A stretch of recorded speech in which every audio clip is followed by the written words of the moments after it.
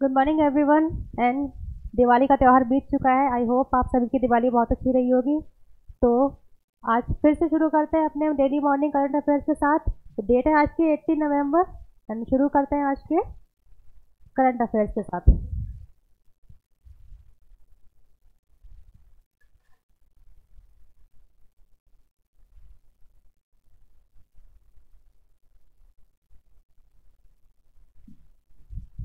सबसे पहली खबर हमारी है ऑपरेशन त्रिशक्ति प्रहार के बारे में।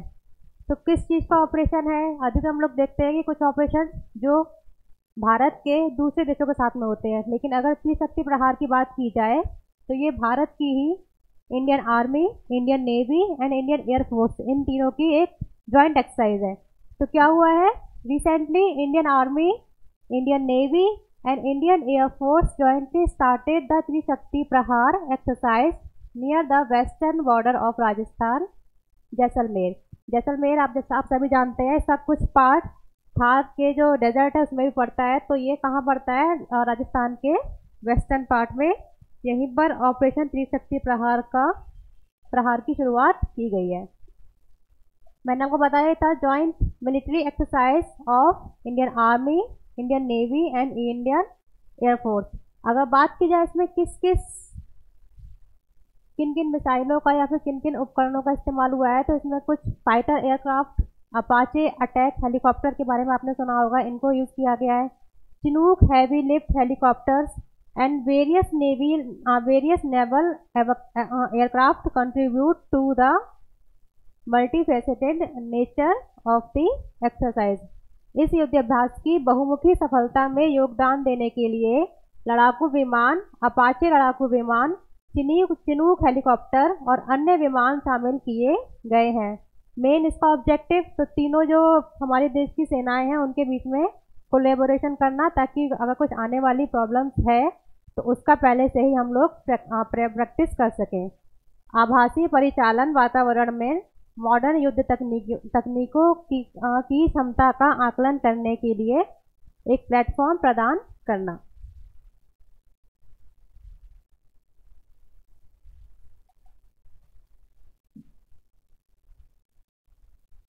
अगली खबर है आईना डैशबोर्ड फॉर सिटीज। तो किसके द्वारा शुरू किया गया है? एक मिनिस्ट्री है, ministry of housing and urban affairs, इसको शॉर्ट में बोलते हैं MoHUA. Recently ministry of housing and urban affairs has been made Aaina dashboard for cities portal.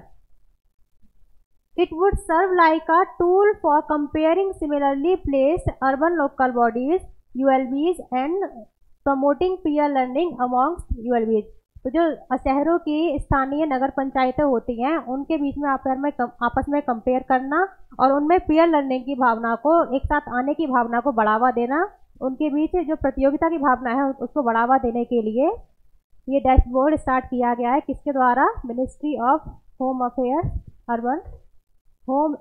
Ministry of housing and urban affairs के द्वारा। ULBs across the country can participate in this pioneering initiatives to voluntarily submit their key data on a regular basis through a simple, easy to fill data entry form on the portal। तो यानी कि जो ULBs होती हैं, urban local bodies होती हैं शहरों की, वो स्वेच्छा से इस डैशबोर्ड में अपना रजिस्ट्रेशन करवा सकती है। एक बहुत ही सिंपल फॉर्म होगा उसके द्वारा। इसके बाद कुछ दिनों बाद इस डेटा को पब्लिक के लिए सार्वजनिक भी कर दिया जाएगा।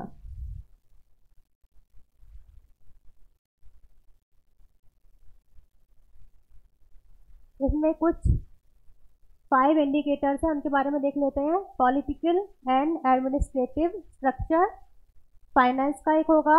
इसके अलावा प्लानिंग का, जो शहरों में नई नई प्लानिंग योजनाएं लाई जा रही हैं उनके बारे में एक डैशबोर्ड होगा। उसके अलावा citizen centric governance and delivery of basic services. ये 5 तरह के इसके पिलर्स हैं जिनके आधार पर ये डेटाबेस बनाया जाएगा। अगली खबर है ग्लोबल साउथ समिट। ये इसका सेकेंड सेशन था जो कि कल के ही दिन हेल्ड किया गया है virtually. India is going to host second Voice of Global South Summit on 17 November in a virtual format. और जो इसका फर्स्ट समिट हुआ था वो इसी साल जनवरी में हुआ था, कहाँ, इंडिया में ही वर्चुअल रूप से। उस टाइम इसको होस्ट किसने किया था? हमारे प्यारे भारत ने। और सेकेंड टाइम इसको होस्ट किसने किया है? इंडिया ने ही। पिछली बार इस सेशन में लगभग 125 कंट्रीज ने पार्टिसिपेट किया था। इस साल अभी ये कल ही ऑर्गेनाइज किया गया है। It will be the second time since January this year, chaired by prime minister Narendra Modi. इनके द्वारा इसको चेयर किया गया था। This summit would focus on sharing with countries of the global south the key outcomes achieved in various G20 meetings over the course of India's presidency. तो आप सभी जानते हैं कि इस साल G20 की प्रेसिडेंसी हमारे इंडिया के पास है, यानी कि हमारे भारत के पास में रही है। तो उसमें हम लोगों के जो भी अचीवमेंट्स रहे थे, या जो भी हम लोगों ने अपने गोल सेट्स किए थे G20 की मीटिंग्स में, उन्हीं के बारे में जो ग्लोबल साउथ की कंट्रीज हैं उनसे चर्चा करना इस ग्लोबल साउथ समिट का मेन मकसद रहा था।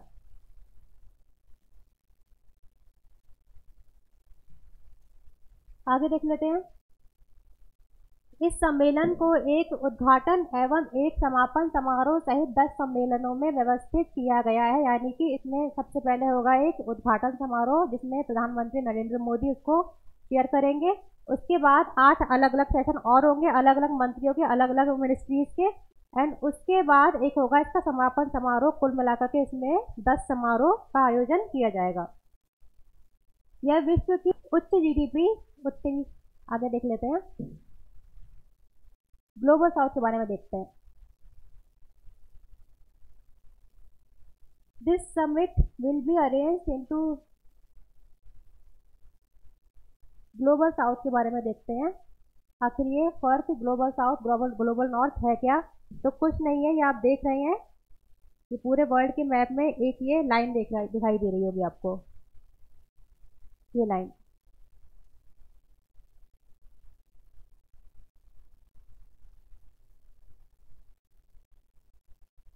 जो कि एक तरह से पूरे विश्व को नॉर्थ एंड साउथ में डिवाइड कर रही है।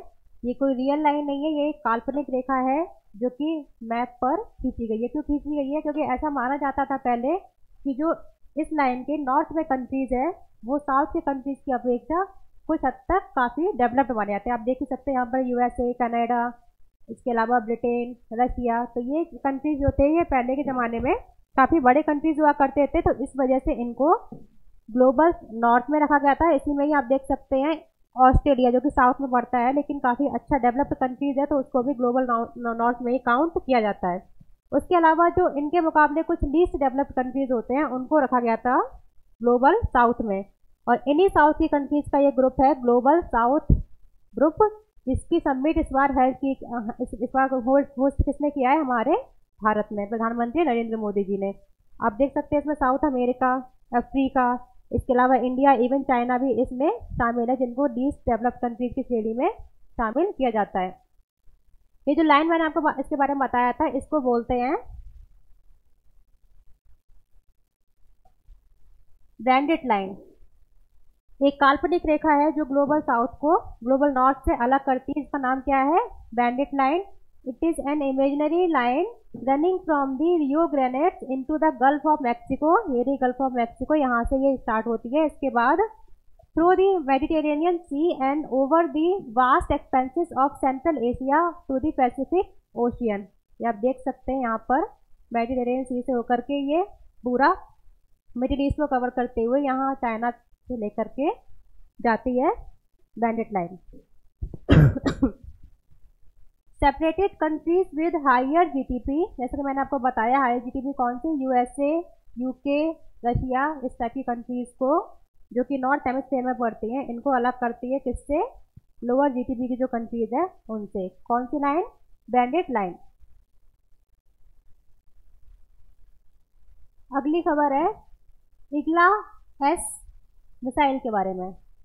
तो रिसेंटली इंडिया ने रशिया की मिसाइल है मेनली ये इग्ला एस, इसको वहाँ से प्रोक्योर करने का और उसके बाद इसको इंडिया में ही डेवलप करने के लिए एक लाइसेंस लिया है। उसी के बारे में एक खबर बन जाती है। हाल ही में भारत ने रूस के साथ इग्ना एस एंटी एयरक्राफ्ट मिसाइल की आपूर्ति के लिए एक अनुबंध पर हस्ताक्षर किए एवं इसके स्वदेशी रूप से उत्पादन का लाइसेंस भी लिया है। तो कैसी मिसाइल है ये? इग्ना एस एंटी एयरक्राफ्ट, यानी कि एयरक्राफ्ट को जो एयरक्राफ्ट होते हैं उन पर मार करने वाली ये एक मिसाइल है। यह एक हाथ से पकड़ी जा सकने वाली विमान भेदी मिसाइल है। इसके बारे में आप जब इमेज देखेंगे तो आप देखेंगे कि इसको कुछ जवानों ने अपने कंधे पर उठाया हुआ है, यानी कि ये कैसी मिसाइल है? एक मैन पोर्टेबल मिसाइल है जिसको एक इंसान अपने हाथों से भी उठा करके उनसे फायर शूट कर सकता है। कैसी मिसाइल है?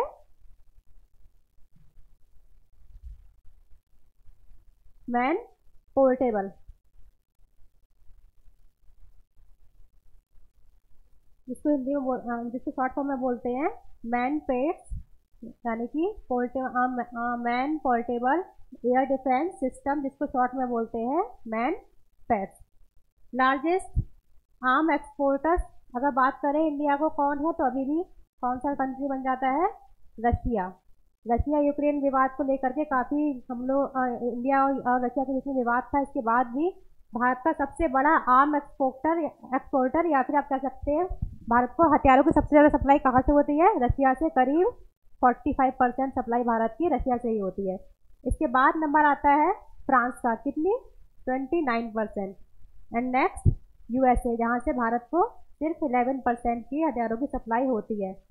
और किसके द्वारा ये बताया जाता है कि इंडिया को किसके द्वारा सप्लाई हो रही है? तो एक रिपोर्ट निकलती है सिप्री की, इसके द्वारा ये रिपोर्ट निकाली जाती है और बताया जाता है कि किस देश से सबसे ज़्यादा हथियारों की सप्लाई की जा रही है।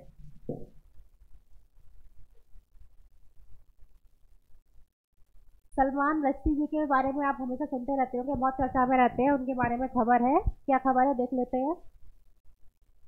Recently, Salman Rushdie has been honored with Lifetime Disturbing the Peace Award। तो ये अवार्ड इन्हें दिया गया है कहाँ पे? तो यूएसए की एक एजेंसी है, उसके द्वारा उन्हें ये अवार्ड दिया गया है। और ये अवार्ड पाने वाले रश्दी जी भारत के नहीं पूरे विश्व के पहले इंसान बन गए हैं। वे इस अवार्ड को पाने वाले पहले व्यक्ति होंगे। उन्हें संवेदनशील धार्मिक राजनीतिक मामलों पर उनके व्यवहार ने एक विवादास्पद व्यक्ति बना दिया है, यानी कि कोई भी राजनीतिक घटना होती है, संवेदनशील हो या धार्मिक घटना होती है, उसके ऊपर उनकी कोई ना कोई टिप्पणी आती है जिसकी वजह से वो हमेशा खबरों में बने रहते हैं। उन्हें यह अवार्ड मिडनाइट चिल्ड्रन नामक उपन्यास के लिए दिया गया है। अगर बात करें पुरस्कार दाता कौन है, तो इसका वेटलेब हेवल सेंटर, इसके द्वारा यह अवार्ड प्रदान किया जाता है। ये रहे सलमान रश्दी जी। अगली खबर है पीबीटीजी के बारे में। क्या होते हैं पीबीटीजी? पर्टिकुलरली ब्लैंक साइड में समझते हैं।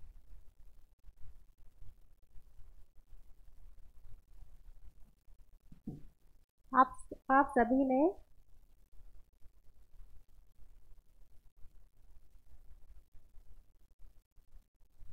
ट्राइबल्स के बारे में जरूर सुना होगा। क्या होते हैं ट्राइबल्स? जनजाति समूह।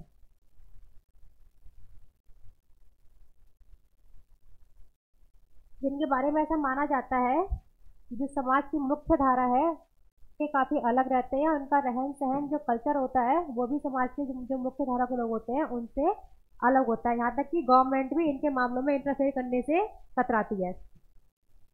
इन्हीं ट्राइबल्स के अंदर एक आता है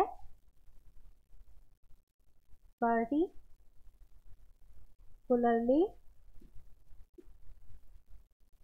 वल्नरेबल ट्राइबल ग्रुप, और इन्हीं को ही हिंदी में बोला जाता है PVTG, particularly vulnerable tribal group. तो इन ट्राइबल्स ग्रुप में भी कुछ ट्राइबल्स ऐसे होते हैं जिनकी कंडीशन काफ़ी वल्नरेबल अवस्था में है या फिर जिनको काफ़ी खतरा है सोसाइटी के रूल्स से और अगर वो मुख्य धारा में आ गए तो ऐसा भी हो सकता है कि उनकी जो संख्या है वो खत्म भी हो जाए, तो उनको बोलते हैं particularly vulnerable tribal group. Total कितने पीबीटीज है इंडिया में? 75 अराउंड पीबीटीजी इंडिया में पाए जाते हैं। कितने जगह पर? 18 राज्यों में एंड एक यूनियन टेरिटरी में। इसके अलावा सबसे ज़्यादा कहाँ पाए जाते हैं? तो ओडिशा राज्य में इनकी संख्या सबसे ज़्यादा पाई जाती है। तो इन्हीं के लिए एक नया मिशन लॉन्च हुआ है, देख लेते हैं क्या है।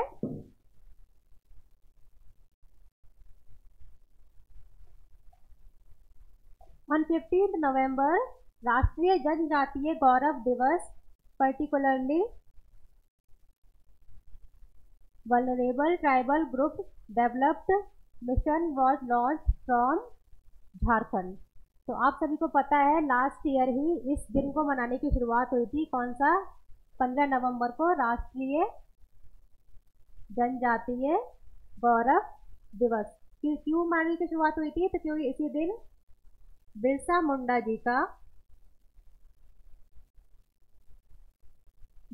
जी के जन्मदिन की याद में ही इस दिन को मनाने की शुरुआत हुई थी, और इसी दिन 15 नवंबर को लॉन्च किया गया है झारखंड से प्रधानमंत्री नरेंद्र मोदी जी के द्वारा। क्या? पीबीटीजी डेवलपमेंट मिशन। किसके द्वारा? प्रधानमंत्री नरेंद्र मोदी जी के द्वारा। इस मिशन की जो घोषणा है वो जो हमारा इस साल का बजट आया था 2023-24 का, उसमें भी इसकी घोषणा की गई थी, और फाइनली आज के दिन मोदी जी ने 15 नवंबर के दिन इसको मोदी जी ने लॉन्च भी कर दिया है। टोटल इसमें कितना खर्चा आएगा? 24,000 करोड़ रुपए इसमें आएंगे। अगर पीबीटीजी के बारे में बात करें तो मैंने आपको बताया था कि ट्राइबल्स के अंदर भी जो थोड़े वल्नरेबल ग्रुप होते हैं उनको कहा जाता है पीबीटीजी। यह समस्त जनजातीय समूहों में भी सबसे अधिक असुरक्षित समूह होते हैं। भारत के 18 राज्यों में और एक केंद्र शासित प्रदेश में निवास करते हैं। कुल 75 पीबीटीजी भारत में पाए जाते हैं। अगर बात करें शायद 2019 के या 20 के जो यूपीएससी का एग्जाम हुआ था उसमें भी इनके बारे में सेम टू सेम क्वेश्चन पूछा गया था। 75 की जगह 95 संख्या कर दी गई थी, और उसी के आधार पर क्वेश्चन जो ऑप्शन थे वो एलिमिनेट हो सकते थे। सबसे ज़्यादा संख्या कहाँ पाई जाती है? उड़ीसा राज्य में।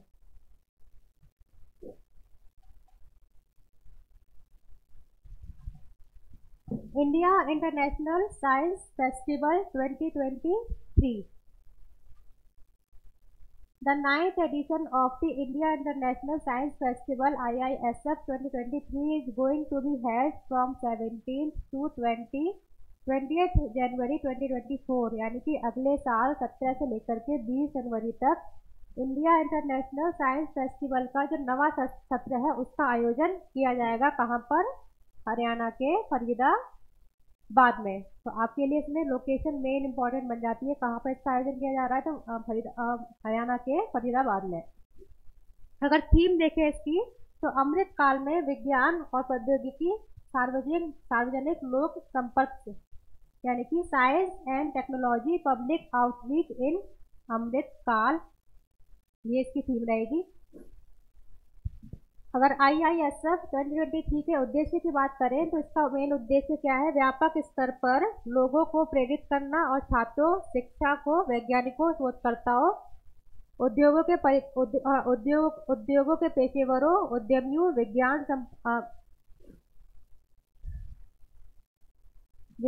विज्ञान संप्रदायों जैसे विविध स्तर के हितों वाले व्यक्तियों के लिए एक मंच प्रदान करना है। यानी कि साइंस एंड टेक्नोलॉजी की फील्ड से जो अलग अलग लोग हैं, लाइक साइंटिस्ट, स्टूडेंट्स, इसके अलावा देश विदेशों के और भी महत्वपूर्ण लोग, कुछ बिजनेसमैन, उन सबको एक मंच प्रदान करना है ताकि वो सब लोग एक मंच पर आकर के आपस में बातचीत कर सके और आगे के मुद्दों के लिए कोलेबोरेशन अपना कुछ कर सके। कब शुरुआत हुई थी इसकी? 2015 में, और ये इसका इस साल नवा सत्र होगा। अगली खबर है हमारी यूपी स्पेशल की। UP cabinet meet in Ayodhya. Mainly इसकी मीटिंग कहाँ होती है कैबिनेट की? ऑब्वियसली राज्य की राजधानी लखनऊ में। लेकिन ऐसा पहली बार हुआ है कि ये मीट कहाँ पर हुई है? फैजाबाद के अयोध्या में, यानी कि रामनगरी में। की पॉइंट्स देख लेते हैं।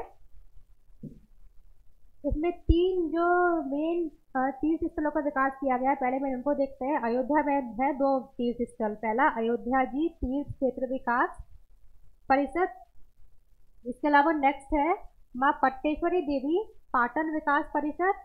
और इसके अलावा एक स्कीम है मुजफ्फरपुर में सुख तीर्था विकास परिषद के गठन को मंजूरी दी गई है। इसके अलावा इसमें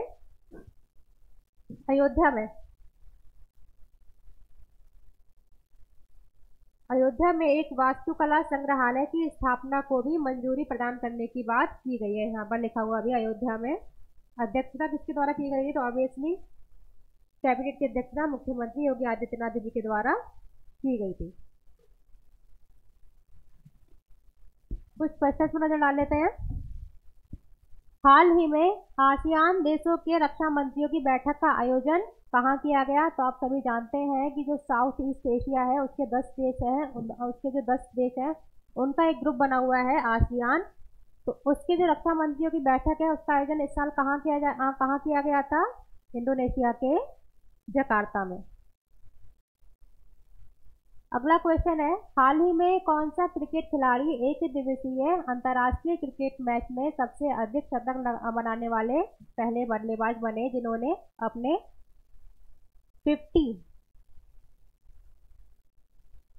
50 सेंचुरीज पूरी की है ओडीआई क्रिकेट में।